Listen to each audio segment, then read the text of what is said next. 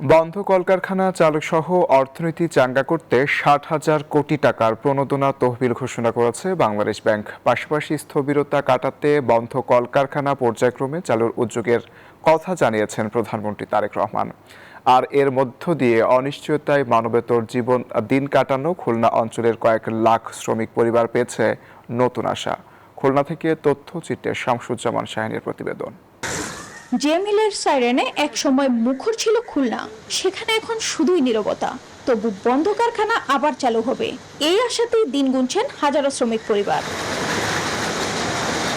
ভৈরব আর রূপসা নদীর তীরে গড়ে ওঠা খুলনা এক সময় ছিল শিল্পনগরী। পাটকল সহ নানা শিল্প কারখানার শ্রমিকদের পদচারণায় প্রাণচঞ্চল ছিল পুরো অঞ্চল। তবে সংকট আর অব্যবস্থাপনায় একে একে বন্ধ হয়ে যায় এসব কারখানা। কর্মহীন হয়ে পড়েন কয়েক লাখ শ্রমিক। প্লাটিনাম জুট মিল বন্ধ হওয়ার পর পরিবার নিয়ে কঠিন সময় পার করছেন শ্রমিক আজাদ মিয়া। যে মিল কোয়ার্টারে ছেলে মেয়েদের হাসি কান্নায় কেটেছে জীবনের বহু বছর, সেখানেই ছিল ছোট্ট সাজানো সংসার।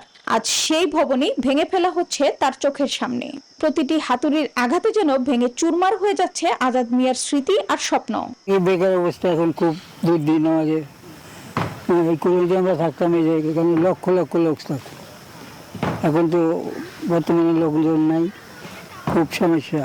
এমন গল্প শুধু আজাদ মিয়ার নয়, খুলনার হাজারো শ্রমিকের। তবে বন্ধ কারখানা চালুর পাশাপাশি সৃজনশীল অর্থনীতি খাতে অর্থায়নে বাংলাদেশ ব্যাংকের ৬০,০০০ কোটি টাকার তহবিল ঘোষণায় নতুন করে আশার বুক বেঁধেছেন শ্রমিকরা। এই মেশিন দিয়ে প্রোডাকশন সম্ভব না।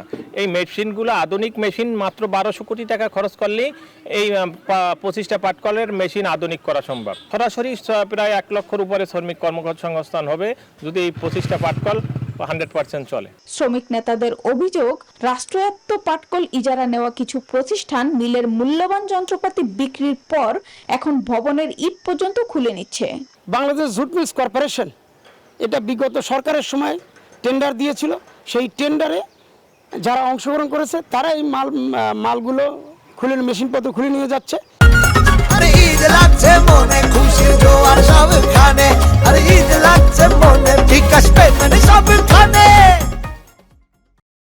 আর মরার উপর খাড়ার ঘা হিসেবে দেখা দিয়েছে কাঁচা পাট রপ্তানি বন্ধ হওয়া। জীবিকার দাবিতে চলছে আন্দোলন। এ বিষয়ে নতুন সিদ্ধান্ত আসতে পারে বলে জানান খুলনা সিটি কর্পোরেশন প্রশাসক।